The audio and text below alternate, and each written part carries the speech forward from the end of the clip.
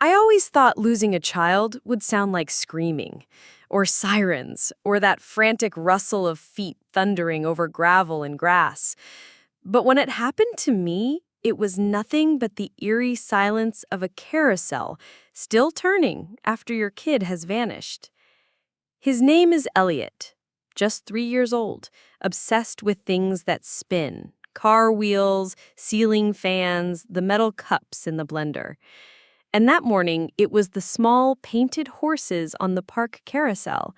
I could still hear his laugh when I ran back to the bench where I had left them, the sitter and my son. But all that was left was an untouched apple juice box, sweating on the seat. My name is Mara Fenwick. I'm a litigation consultant in West London. I specialize in legal behavior analysis for high-profile corporate cases. I can read people. I can read juries, for God's sake. But I couldn't read the babysitter, sitting there with tears in her eyes, mumbling, "I only turned for a second."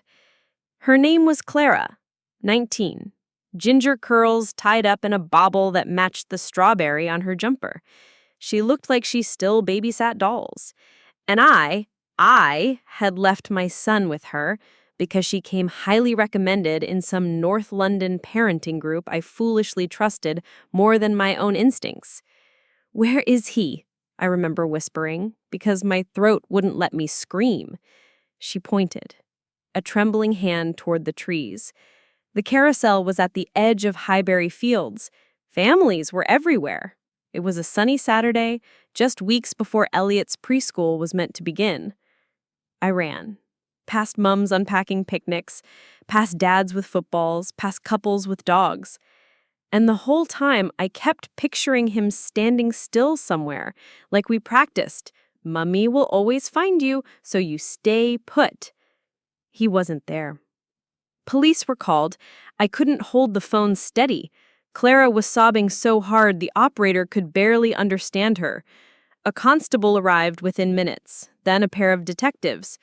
I was walked through a maze of questions, reliving my son's last known moments over and over again. Did Elliot ever wander off before? Was there anyone watching you this morning? Any custody battles? Any exes who might be upset with you? The insinuation stung. I had never even been in a proper relationship, let alone one that ended with custody threats.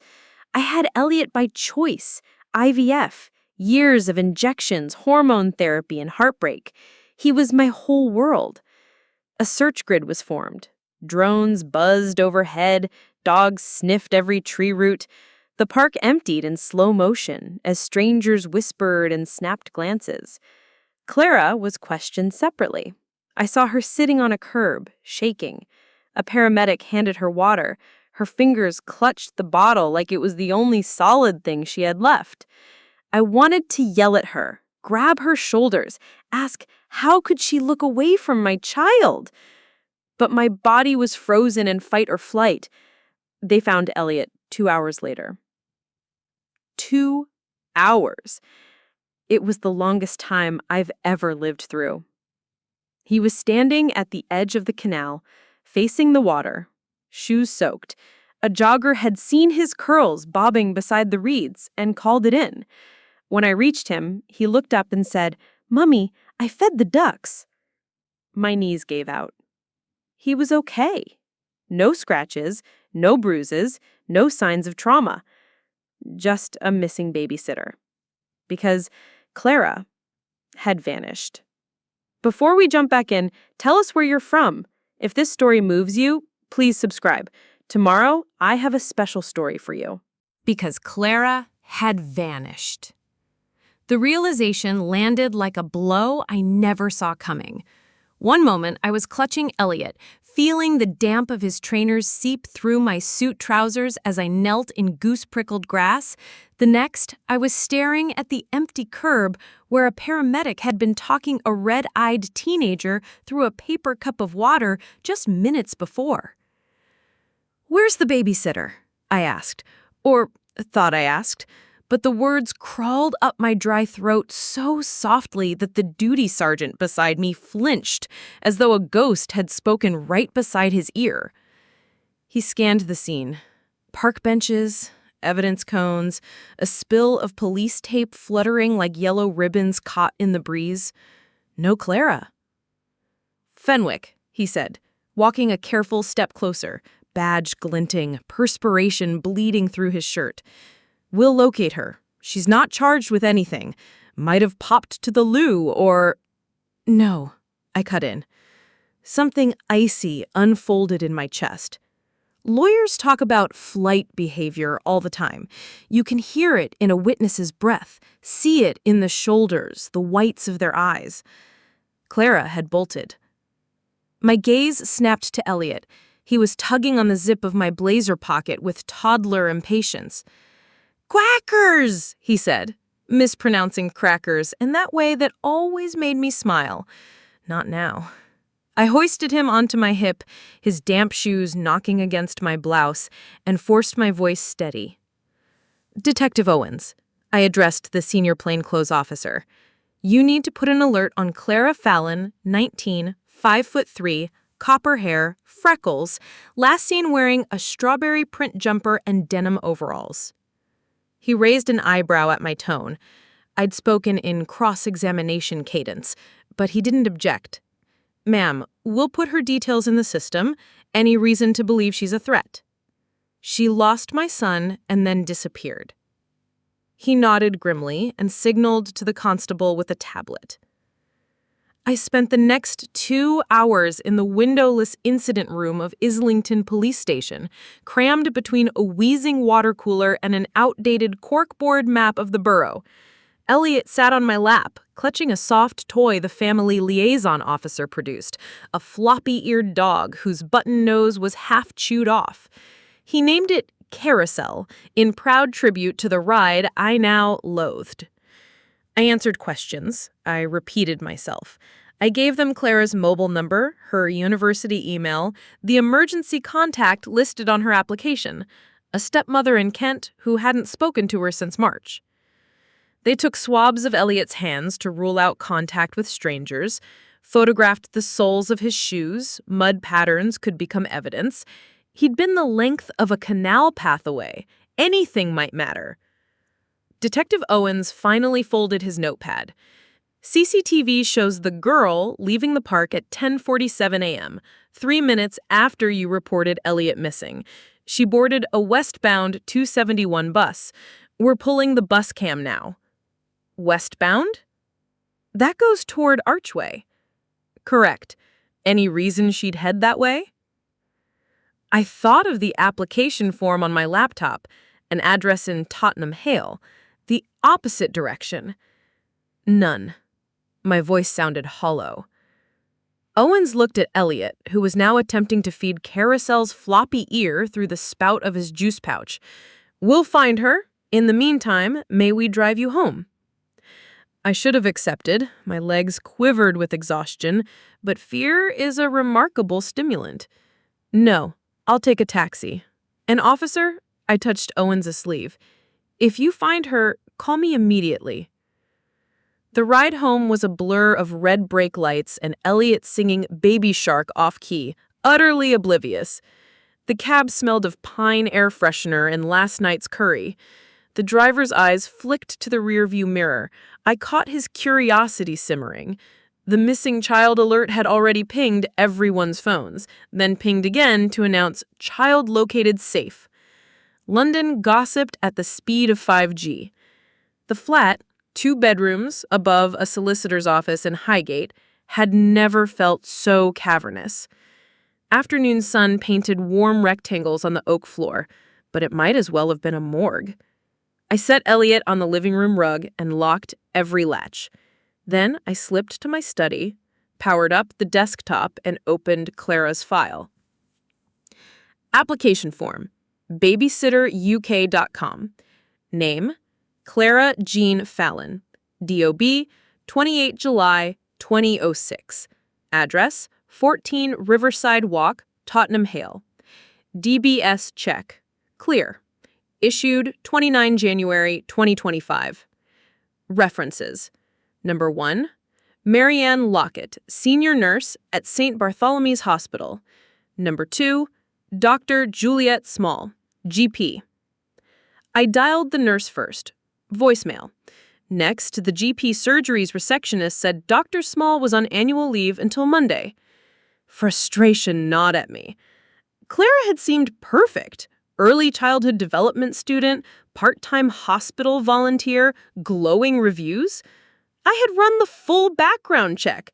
I counseled clients on due diligence, for pity's sake. But why did every scrap of detail feel suddenly fabricated? I opened my private investigator database, a perk of my consultancy. Input, name, date of birth. Match found, Clara Jean Fallon. Caution for shoplifting, age 15, charge dismissed. That hadn't come up before. Juvenile records are usually sealed, but some counties leaked. Shoplifting doesn't make her a kidnapper. Still, a mission stung. A cheerful beep erupted behind me. Elliot had found my phone where I had left it on a sofa. He toddled in, clutching the glowing rectangle. "Mummy, Kalawa!" "Who, baby?" Elliot thrust the phone, a caller ID I didn't recognize. Unknown +447381550719. I answered on speaker. "Hello?" A breath. Then a voice, small, fragile. "Mrs. Fenwick, it's Clara. I'm so sorry." My pulse thundered. "Where are you? Are you safe?" She sobbed. "I messed up. I know you'll never forgive me, but please, someone's following me. I need—" A crackle. Shouting in the background I couldn't decipher. Then the line went dead. The police traced the ping to an alley off Holloway Road. Busy shops, cheap hostels. By the time officers arrived, Clara was gone again. Detective Owens called me at dusk. "We found her jacket, blood on the cuff. Could be hers." "How much blood?" I asked, heart in my tongue. "A smear. Small. Forensics will confirm." I clutched the corded landline. Odd how in crisis I defaulted to the old phone, and stared at Elliot building Lego castles under the table. "You said someone was following her. Did she name them?" "No, just noise." "Any idea who might want to hurt her or you?" I considered my caseload. 3 multi-billion-pound corporations, 1 disgruntled CEO I'd helped convict of fraud, a handful of domestic abuse depositions. Threats were part of the territory, but mix my work with Clara's disappearance? An unlikely collision. "No," I said. "Then let us do our job, ma'am. Stay home tonight, keep doors locked. We'll update you." Night fell heavy. Elliot finally slept in my bed, the dog plush clutched to his chest. Every creak of the Victorian floorboards sent my adrenaline surging. I sat in the hallway, laptop balanced on knees, cross-referencing Claire's social media. Her Instagram, private. Twitter, dormant. TikTok, thousands of views on silly dance videos, last upload 2 weeks ago at King's Cross Station. Comments under that post. I scrolled, thumb trembling. User 1738. "You owe me, Red." Firebrand. "Better pay up." Badger UK. TikTok. Threats. Were they jokes? Most commenters look like bots. One handle, Firebrand, had a profile picture of a wolf in sunglasses. Bio, Courier of Karma. I screenshotted everything. Then I opened my email, subject field blank, addressed to my most trusted former client, Benedict Rowe. Ex-MI5 signals analyst turned cyber investigator. Ben, need urgent scrape on TikTok handle at Firebrand plus disambiguate burner number +447381550719. Possible kidnapping suspect. Also trace last 4 cell towers from missing persons case. Family emergency. I hit send. A reply arrived in less than 10 minutes. On it. Sit tight. Do not engage. And Mara, whatever you're involved in, extract yourself. These handles align with the gang trafficking minors. Courier of Karma is their tag. I reread the words until letters blurred. Gang. Trafficking. Minors. But Clara was 19. Elliot, my chest seized, had been Black. The color has a texture. It is scorched rubber and shredded seatbelt fibers rasping against my neck. It is the copper penny tang of blood drying on my tongue. Then something punches through the dark, the metronome flash of hazard light strobing against shattered glass. Orange. Black. Orange. Sound fights its way back next, a waterfall of broken metal settling, a car horn screaming without breath, and somewhere farther off a chorus of voices. Panic pressed through dozens of throats at once. Sirens loom distant but accelerating, as though the city itself is inhaling to shout. I try to move, discover I'm suspended upside down. The ID.4 has rolled, roof caved just inches above my scalp. My hair hangs like wet seaweed in front of my eyes, tipped with dots of scarlet. For a moment I can't tell if the blood is mine or Clara's. She hangs beside me, seatbelt still locked, ginger curls soaked dark. Her eyes flutter, then roll back. Clara! The word is a croak. Pain blooms under my collarbone where the belt has bitten deep. I fight at the buckle release, it refuses. Manual override. I fumble for the Leatherman in my pocket, thumb slick from something warm. 4 tries before the blade flicks open, I saw at the nylon belt around my waist, the serrated edge biting fibers, until snap. Gravity slams me into the bowed roof. A white supernova bursts behind my eyes. Keep going. I slash Clara's belt next. She drops into my arms with a strangled whimper. Smoke creeps through the crumpled door frame like a living thing. Outside, the van that rammed us lies on its side, engine compartment already coughing flames. Petrol hisses where it spills across tarmac. 2 shapes tumble free from the passenger door. One limping, one crawling. They flee before I can focus. A new smell seizes my lungs, acrid, noxious. Airbags burned. I brace a shoulder into the warped door of my car. Push. Metal shrieks, but refuses. The driver's window is gone. Only fanged edges remain. I drag Clara toward it, easing her legs through first. She groans, but helps, just enough. The moment our feet hit asphalt, a deep whoomp behind us tells me the van's fuel line has surrendered. Orange leaps toward the clouds. Heat slaps my back. We stagger clear as the fire brigade's shout roars closer. Somewhere a camera phone clicks. Of course, Lyndon never blinks. Detective Owens's face is the first one I recognize through the blur of uniforms. His tie flaps in wind churned by helicopter blades overhead. He's barking orders, cordon, evac, medical. Then he sees me. Relief flickers over his features, followed by professional annoyance. Fenwick. Detective Owens strides over, pulling nitrile gloves from his pocket. You have a knack for detonating my weekends. I'm too tired to spar. Clara needs an ambulance. Head trauma, possible concussion, lacerations. He gestures. Paramedics lift Clara onto a stretcher. Oxygen mask already fogging. Owens watches her go, then pivots back to me. And you? Any injuries? Bruises. I don't mention the ribs grinding when I breathe. The van was pursuing us. 2 males, one wounded earlier at the printworks. His brow creases. Printworks? I give a condensed version. The warehouse, the knife, the shot. His jaw tightens at every sentence. We have units combing that site now. You're coming to the hospital for scans and statements. Fine, I lie. Inside, my head pulses like a struck gong. Adrenaline can't hold the ache at bay forever. Outpatient emergency of Royal Free is a fluorescent purgatory, beeping monitors, the antiseptic odor of freshly wiped floors, triage nurses triaging each other's sanity. I'm ushered to a cubicle, shirt snipped away to reveal a plum-colored bruise swallowing my right flank. The doctor orders x-rays. Crack in one rib, hairline. Nothing collapsed, she says. I nod. Down the corridor, Clara is in CT.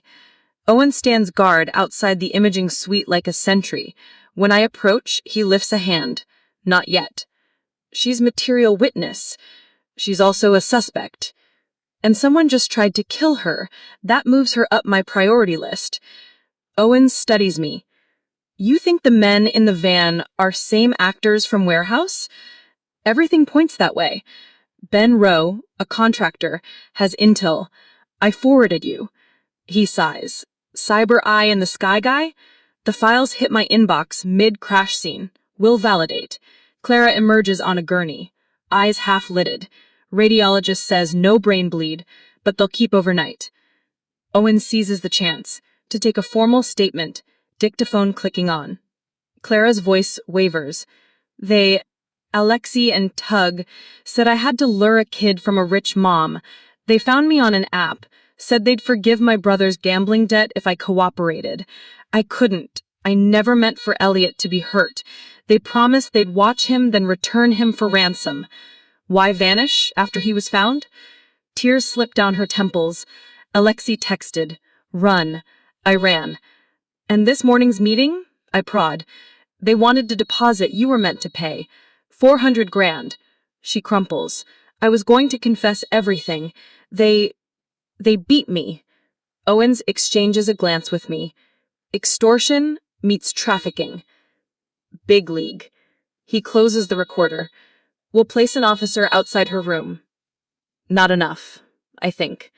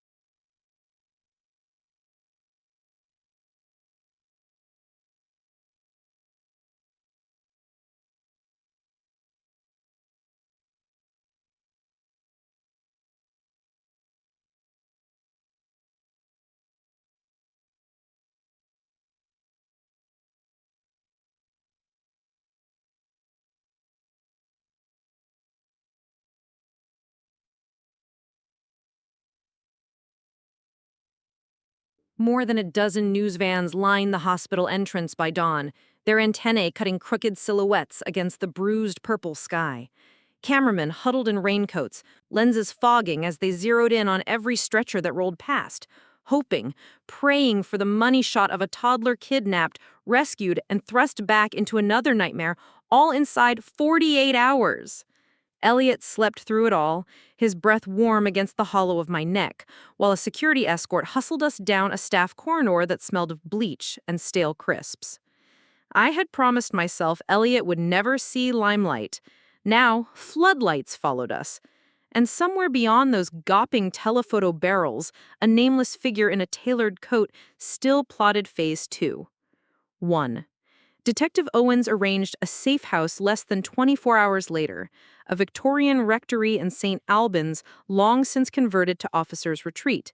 Bullet-resistant glass, motion sensors, a panic cellar that once stored communion wine but now held backup generators and 3 months of rations. Clara, still technically under arrest, bunked in the rectory's attic with a plainclothes constable posted outside her door. I paced the drawing room, phone glued to ear. Ben's voice crackled low through an encrypted line.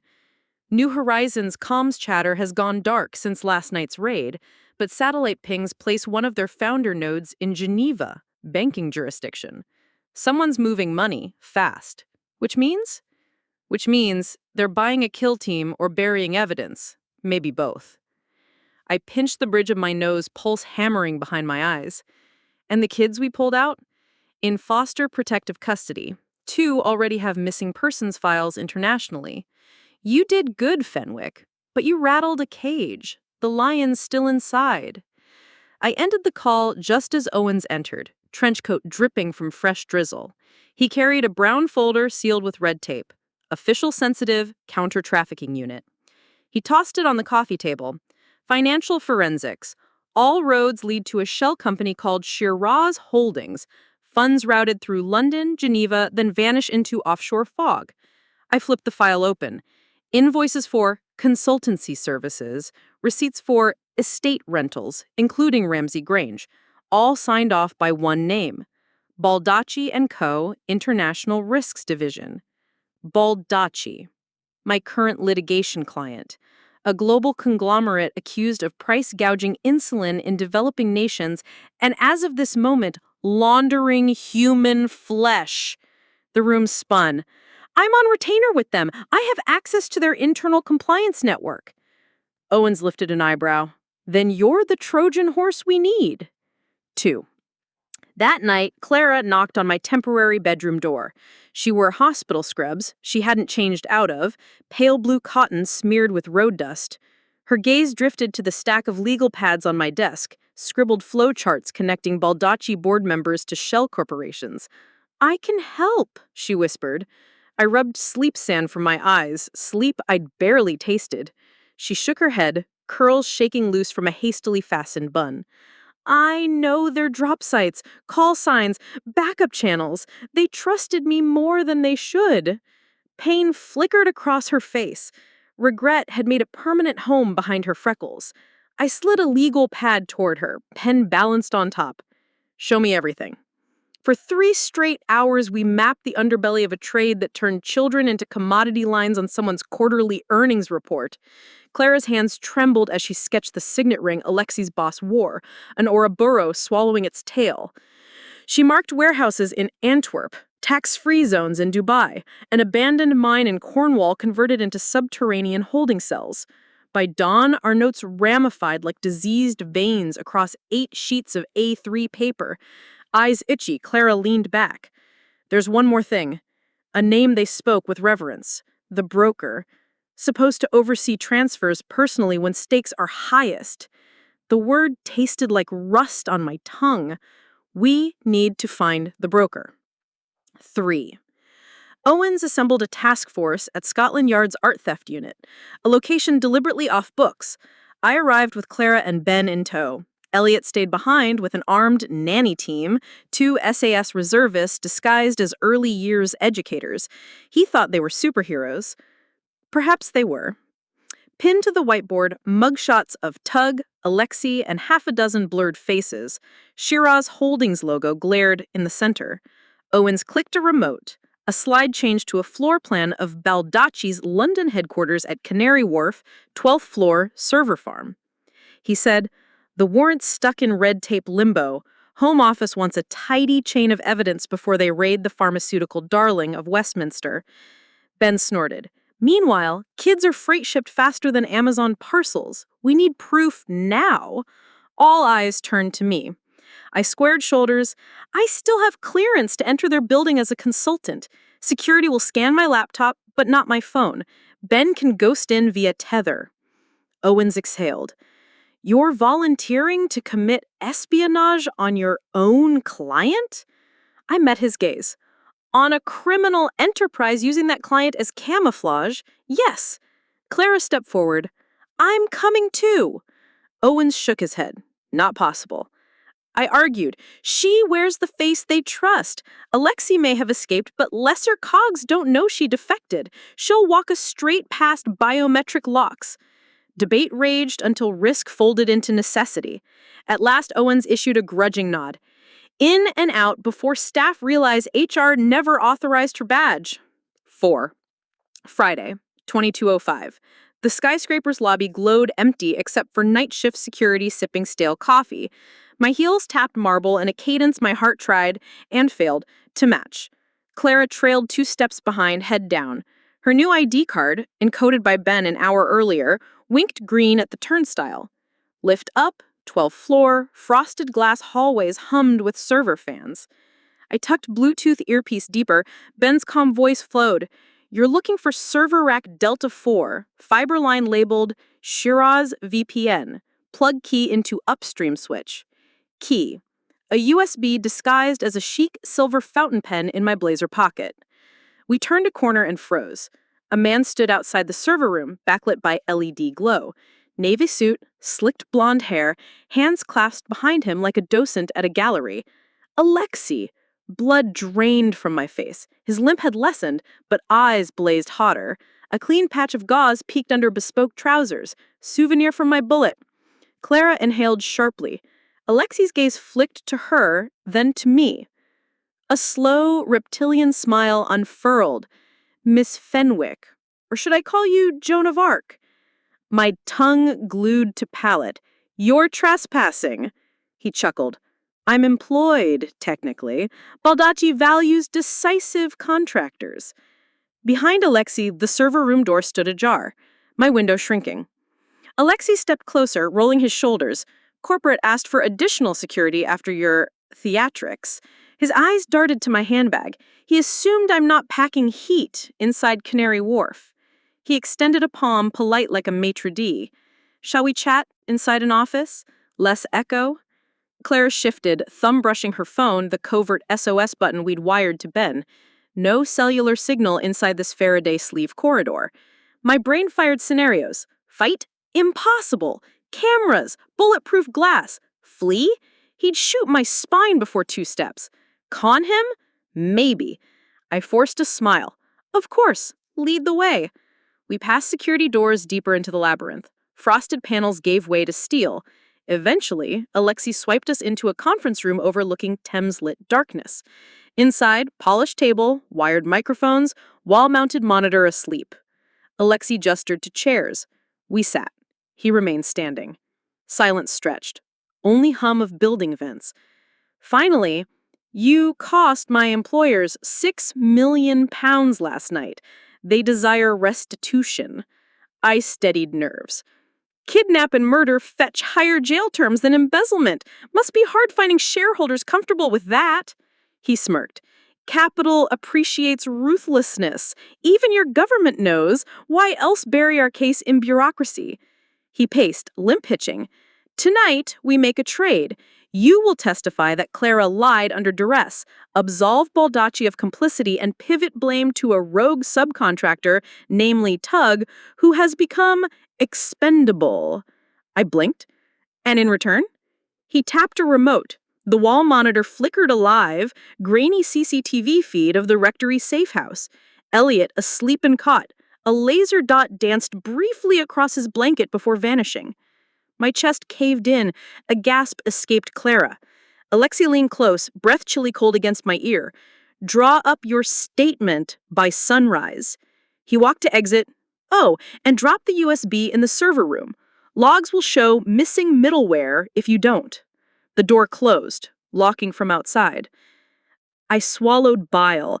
Clara squeezed my arm, whispering, "They know everything!" Ben's voice hissed faint through earpiece. RF interference heavy. Only caught fragments. You okay? I exhaled a shaky yes, then explained. Silence, then Ben. They've breached your safe house feed. Couldn't be remote. Requires line of sight transmitter. Mole on site. My pulse roared. The constable? The nanny? Owens himself? Clara's face paled as horror blossomed anew. They'll kill them all! 5. We stood, scanning for surveillance. 10 hours, 19 minutes, 72 seconds. Numbers marched like soldiers across every screen Ben could access. Laptops in the mobile incident unit, HUD overlays inside the police chopper circling above Clerkenwell, even the corner of the paramedic's tablet as they loaded Clara onto a gurney. Yet the digits were frozen now, because the device that birthed them lay in metallic shards across Goswell Road, and nobody knew whether that stop was permanent or merely the breath before a secondary heart began to beat. I leaned over the ambulance doors just long enough to press a kiss to Clara's brow. It came away tasting of rainwater and blood. "You're not allowed to die," I whispered, as the doors slammed and sirens yowled her toward University College Hospital. Owens was beside me the next instant, coat plastered to his frame. Counter-terror units are rolling on Birmingham, but without disarm codes, they'll have to evacuate and attempt manual defuse. Slow, messy, headline-making if they fail. "And Baldacci?" I asked, voice thinned by wind. He gave a curt nod toward the penthouse we'd just fled. "Financial crimes are all over their servers now. Your USB is gold. But the board are ghosts. Phones off, jets airborne." Ben trotted over, drone case banging his hip. "Just scraped Heathrow manifests. Baldacci's corporate Gulfstream filed immediate flight plan to Zurich. Guess where Shiraz Holdings HQ sits? Geneva. They'll rendezvous." My pulse spiked. "We cut them off before they cross EU jurisdiction." Owens rubbed rain from eyelids. "Intercept a private jet on Sovereign Strip? Jurisdiction nightmare." I held his stare. "So we skip jurisdiction and hijack our own plane." Stansted's after-midnight cargo wing is a cathedral of corrugated steel and humming turbine lullabies. Ben's security clearance expired but still recognized card got us past one checkpoint. Owens's badge iced the rest. We requisitioned a decommissioned RAF Hawker 800, the kind converted for prisoner rendition during the aughts, still sitting on tarmac awaiting auction to a sheikh addicted to vintage metal. Fuel? Consult the quartermaster who owed Owens a Derby winner's ticket. Crew? Ben's commercial pilot license, plus my 30 hours of simulator time logged while prepping defense testimony for an aviation lawsuit 2 years ago. Reckless?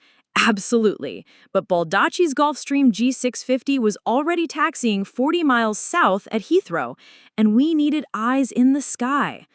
We lifted off at 0412, instruments shivering.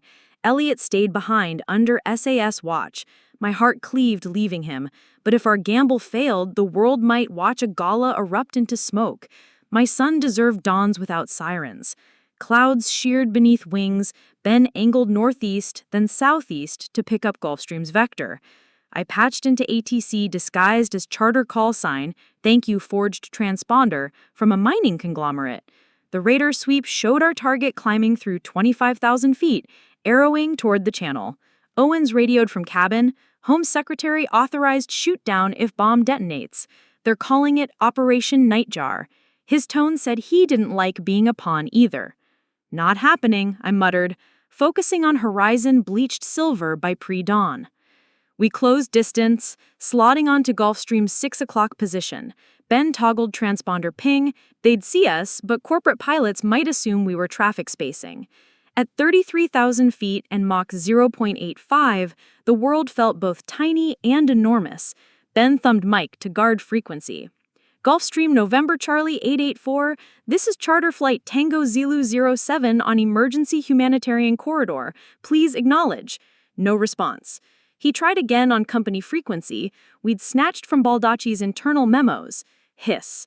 Then, unidentified aircraft maintained separation, filing incident with Eurocontrol. Smooth female voice, professional. I leaned to Mike. That's cute.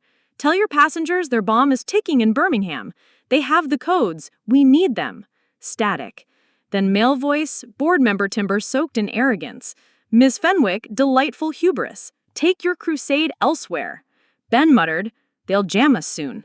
Owens pushed into cockpit, headset half on. We board them in air? Impossible, Ben said. Then force them down, I replied. We dropped beneath Gulfstream, wake turbulence buffeting. Ben climbed slowly, belly to belly, until our pressurized metal skin nearly kissed theirs. Then Ben toggled anti-collision strobe full intensity. A blinding Morse code hammered their cabin. Gulfstream banked, descending. We matched. I caught beacon from Paris Control on second radio. Airspace violation alerts already pinging. They'd scramble fighters soon. Near a strip? Ben asked. Owens checked tablet. Lille Airport, 17 minutes. I keyed Gulfstream one last time. Divert to Lille, hand over codes, or I broadcast every tax haven account attached to Shiraz to Interpol in real time.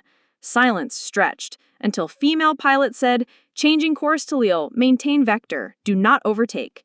Relief crackled through cockpit like ozone after lightning. Ben exhaled. Let's hope they're not playing stall tactics. 9. Lille's sunrise painted runways peach and gold as two improbable jets touched down nose to tail. French gendarmerie raced out, but Owens flashed diplomatic quick papers granting UK operational lead. By the time he finished, I was already climbing Gulfstream's stairwell. Inside smelled of leather, espresso, and fear wrapped in entitlement. 3 men and 1 woman in suits at mahogany table, glassy eyes following my gun. At cabin rear, CFO Bianca Healy clutched a briefcase with bloodless knuckles.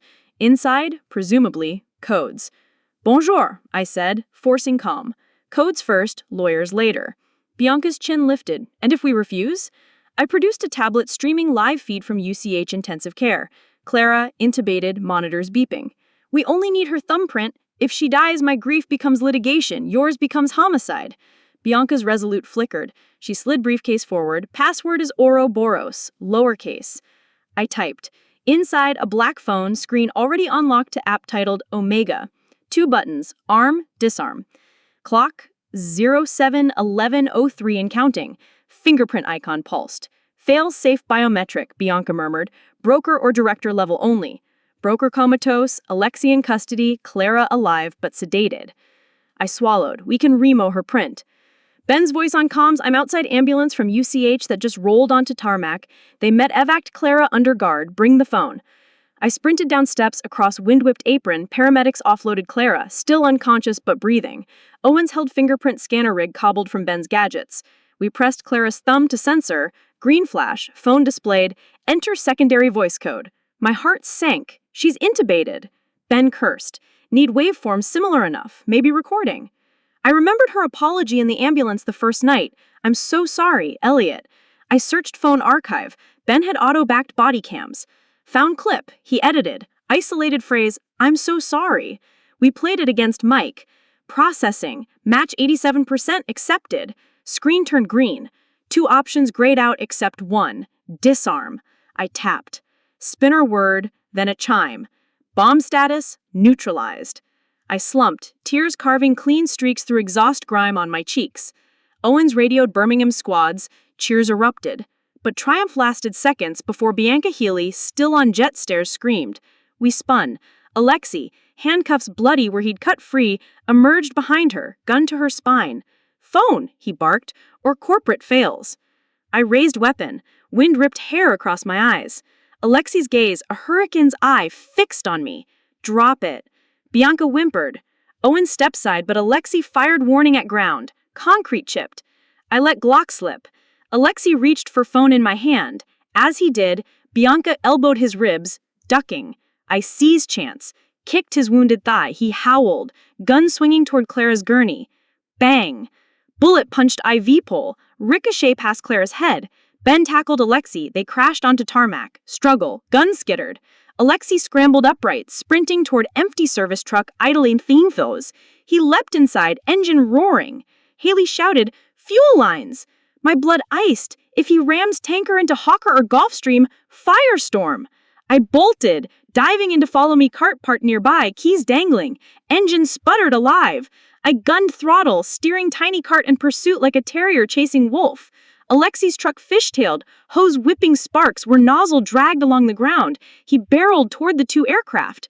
I yanked steering, intercept path, at last second, cranked wheel. Cart slammed truck side, metal shriek. My ribs roared pain. Truck swerved, clipped runway light, toppled. Hose tore free, spraying fuel in shimmering arc. Static could spark any time. Alexi crawled from cab, limping hard, face twisted rage. He drew blade, combat knife. I had no gun, lying yards behind. Only fire extinguisher bolted to cart cowling. He lunged. I ripped extinguisher free, depressed lever. White CO2 blasted his face, blinding. He slashed wildly. Blade grazed my arm, flash of heat, then numb. I swung metal cylinder like mace, crunched his temple. He collapsed, knife skittering. Extinguisher hissed empty, releasing last breath. Fuel pooled around us.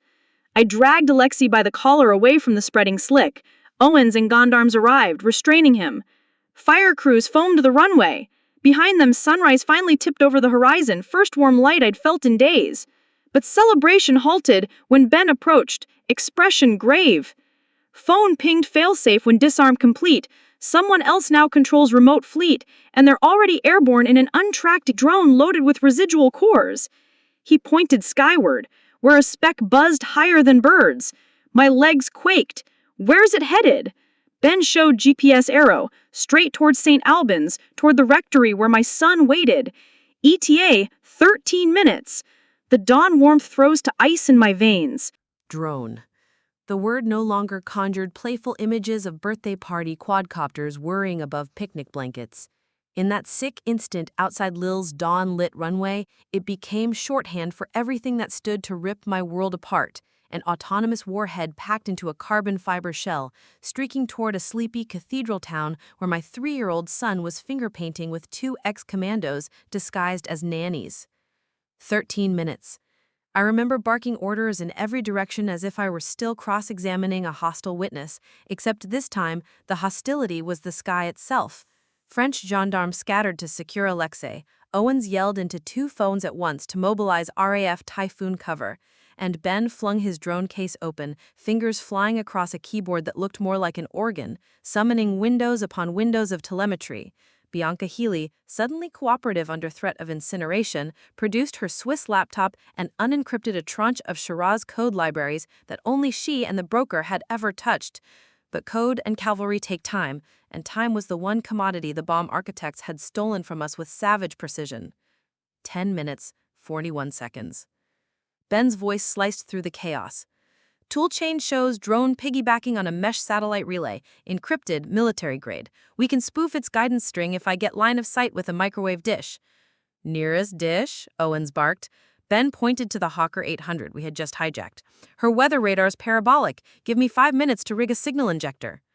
My ribs groaned protest as I sprang up the aircraft stairwell again, mind already mapping what those 5 minutes meant in child-sized heartbeats.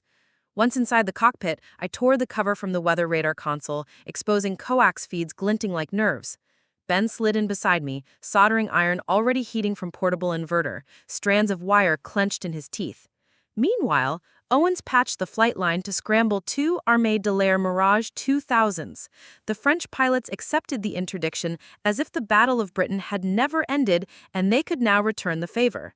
They launched in 3 minutes flat, roaring east toward English airspace with kill authority if Ben's spoof failed. 9 minutes. I opened a channel to St. Albans. The SAS Nanny, codenamed Dove, answered on first encrypted ping. Her voice was iron calm, but I imagined the rectory walls vibrating with the dread I was about to deliver. Unidentified drone inbound, possible kinetic or chemical payload. Evacuate cellar, keep Elliot at center of the vault, turn on signal dampers. Should we move package? No. Too risky. They'd track heat signature. I paused, throat tight. Read him a story, Dove. Something about dragons. On it, ma'am. The channel clicked dead and left a void where my maternal instincts screamed. 7 minutes, 12 seconds. Ben cursed as solder splashed. Injector ready. Need live drone telemetry. Patch my rig into Shiraz backend. Bianca, sweating blood, typed a string of parent IDs at my shoulder. SSH tunnels blossomed. Suddenly, the cockpit display spewed coordinate clusters, latitude, longitude, altitude, scrolling like death stock ticker. The drone cruised 1,400 feet above Midland's farmland on a racetrack pattern designed to fool radar shadows until terminal phase dive. I traced arc on moving map. Impact at rectory roof. Precision strike. I snapped. Get me calm. Ben opened voice channel to drone CPU, but encryption snarled. Bianca muttered passwords, each rejected. Finally, she hissed a German phrase, Nullschritt, and terminal flashed green. Ben injected counter vector. Go to 52.093, 0.167. RAF Molesworth decommissioned tarmac, far from civilians. He mashed enter. Screen froze. Then coordinates shifted 1 degree, 2 degrees. Drone angling off target. Owens radioed from ground, static crackling. Mirage flight reports bogey altering course west. My knees nearly gave, but Ben's fist didn't lift in triumph. Not enough. Command script forks every 30 seconds for redundancy. We need to cancel master payload, or it will reacquire. Set rendezvous, I said. We board it. Board a drone? Owen scoffed through headset. Intercept with helicopter, I snapped. We yank battery or swap nav. Bianca interjected. Drone's composite shell can't support external seating. Then we hack mid-air, Ben's eyes blazed. We haul laptop high enough within Wi-Fi penetration and beam firmware overwrite. Owens had already commandeered a French National Police EC-145 rescue helicopter. 10 minutes after we conceived the plan, we were airborne again. Ben, Bianca, myself, and a flight medic who looked like she'd rather wrestle crocodiles than code terrorists. The Mirages banked alongside, sleek rapiers glinting in sunrise. Their pilots radioed orders, hold outside lethal radius. If drone reacquired St. Albans, they'd shoot. But a kinetic kill would shower whatever payload, possibly aerosol, across countryside. We needed finesse. 5 minutes to intercept. Ben tethered laptop to floor anchor, arcs of cable spidering to high-gain microwave dish the medic had cannibalized from the rescue's FLIR pod. Wind-buffeted cabin, rotors thrummed like angry gods.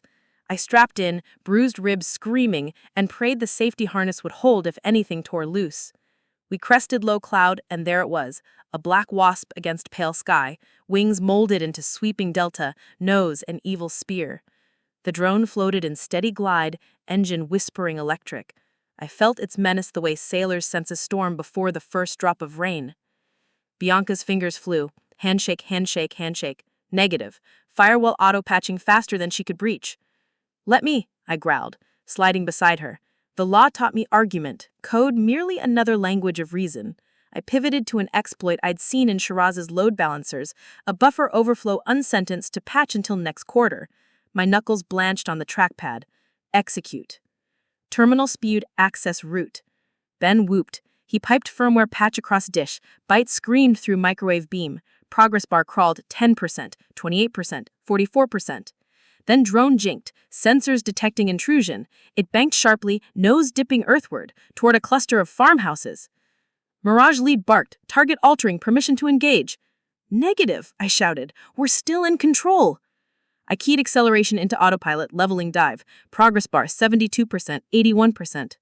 Wind shear slammed our chopper. Laptop skittered. Medic grabbed straps seconds before cables tore free. Dish wobbled, beam scattering. Progress stalled 91%. Drone pitched into corkscrew. Mirage pilots cursed, lining cannons. Bianca hissed, check some failure, need manual key to finalize. Whose key? Asked Ben. The broker's. Broker comatose but biometric patterns stored in parametric model. I closed my eyes, recalled her voice calling me brokered, tonal frequency lodged like a shard. I recorded my own voice, altering pitch and cadence until spectrogram overlapped sample. Ben fed into patch utility. 91 climbed, 92, 93. Drone shuddered, cloud ripped past windows. 99. 100. Firmware flashed green, safe mode. Drone leveled, engines idling. Mirage lead exhaled over radio. Mon Dieu! We guided the kite to RAF Molesworth, where bomb technicians in moon suits awaited. As wheels kissed cracked concrete, a cheer rose in our cabin, tired, half hysterical. But adrenaline has a half-life of seconds. Relief mutated into exhaustion the moment rotors wound down.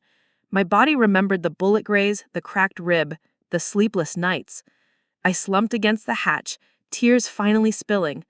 For a first time in a week, I let myself imagine Elliot's laugh without overlay of sirens.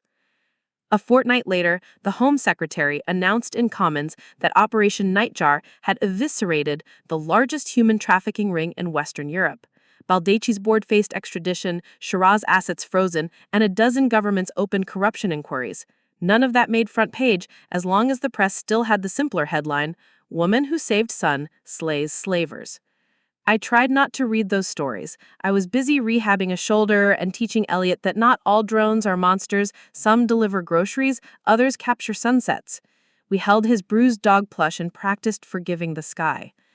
Clara awoke 3 days post-surgery, skull stitched, spine intact. Her first words, "He's okay?"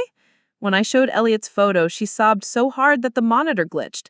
Crown prosecution waived jail in exchange for testimony. She entered witness protection, but requested placement somewhere I can keep morning routines. Officially, she became our live-in nanny. License provisional, supervision constant.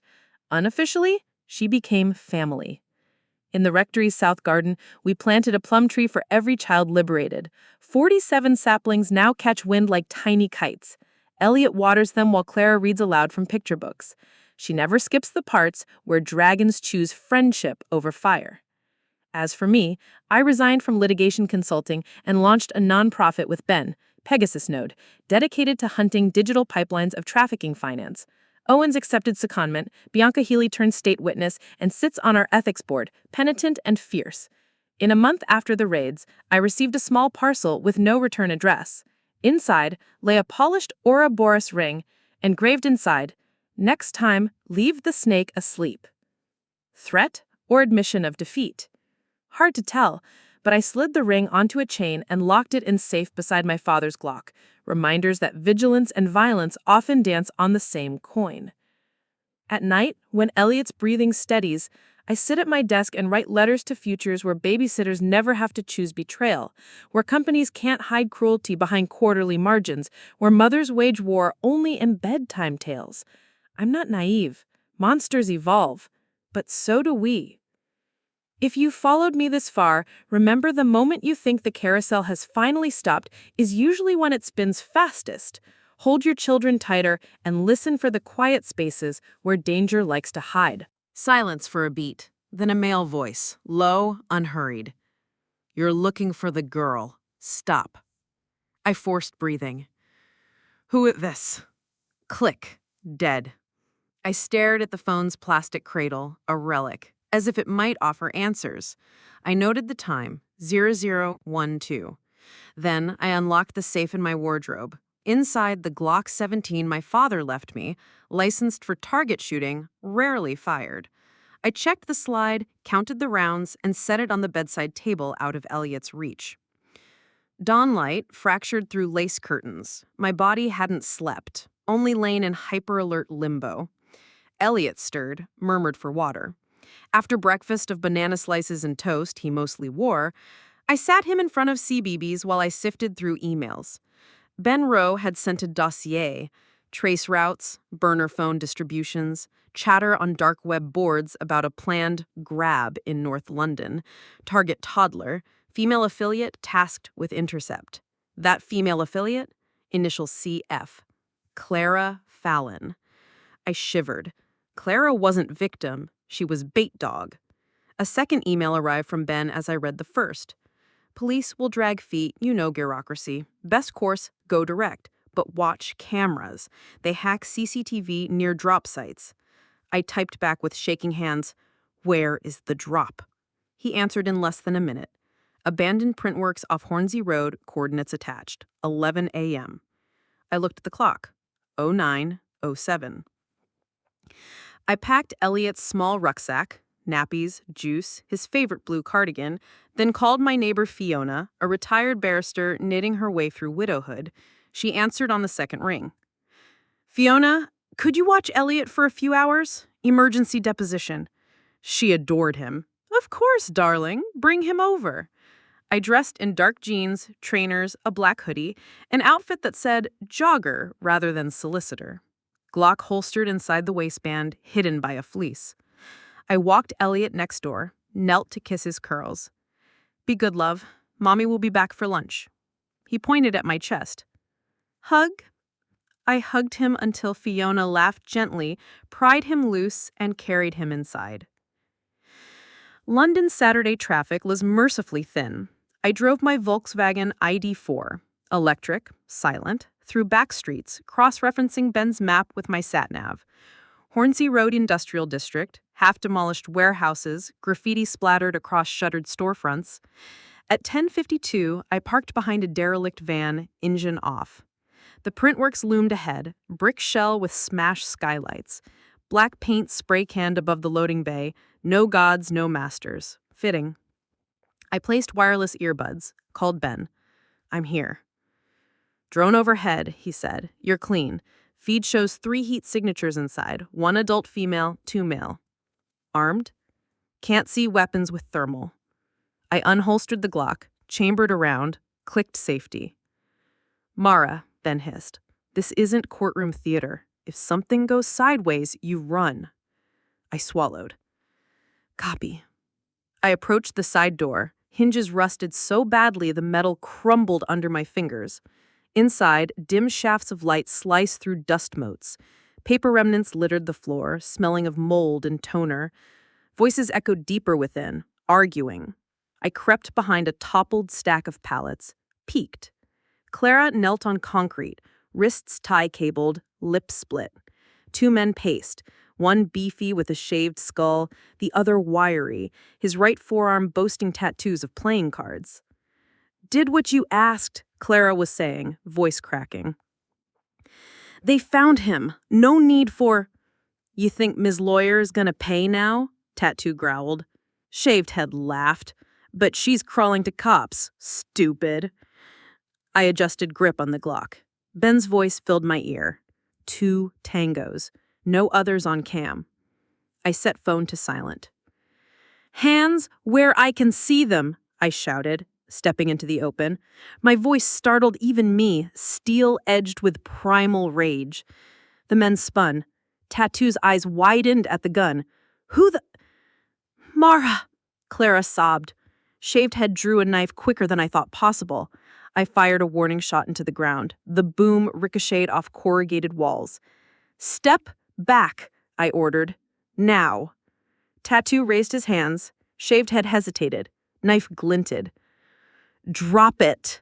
My aim locked on his sternum. He snarled, knees bent. I saw the decision ripple through him. I never wanted to shoot a man, but when he lunged, I squeezed the trigger. Sound tore the air. Shaved Head collapsed sideways, clutching thigh. Blood darkened denim. Tattoo bolted toward a rear exit. I let him run. I rushed to Clara, cut the ties with my pocket knife, and hauled her up. "Can you walk?" She nodded, breath hitching. "Go, go!" We sprinted for the side door, the same way I entered. Sirens wailed in the distance. Someone had reported gunshots. Outside, we stumbled to my car. I shoved Claire into the passenger seat, floored the accelerator just as the first patrol car rounded the corner. Ben's drone feed crackled through the earbud. "Unit converging 5 blocks. Lose them 2 left, then a right." I obeyed. Tires squealed on wet asphalt. Clara cradled her bleeding lip, tears streaked grime. I asked why. Eyes on road. Why? Why target my son? She sobbed. "They made me. They've got—" A metallic thud smashed into the rear bumper. I looked in the mirror. The derelict van that had been parked behind me was now accelerating, grill nearly kissing my hatch. "We're being rammed," I whispered. I swerved onto Windermere Road, heart pounding. The van followed, engine roaring. Clara screamed. We're careening toward a red light, a bus lumbering across the intersection. My choices shrink to 2, slam brakes and risk collision from behind, or barrel through and gamble. I press the pedal to the floor. The bus horn blares. The world slows. My pulse, the screaming tires, Claire's white-knuckled grip. We shoot the light. The van, too close, tries to follow. Metal meets metal. An explosion of glass erupts. The last thing I hear is Elliot's voice echoing in my mind. "Mommy will always find you." The car flips.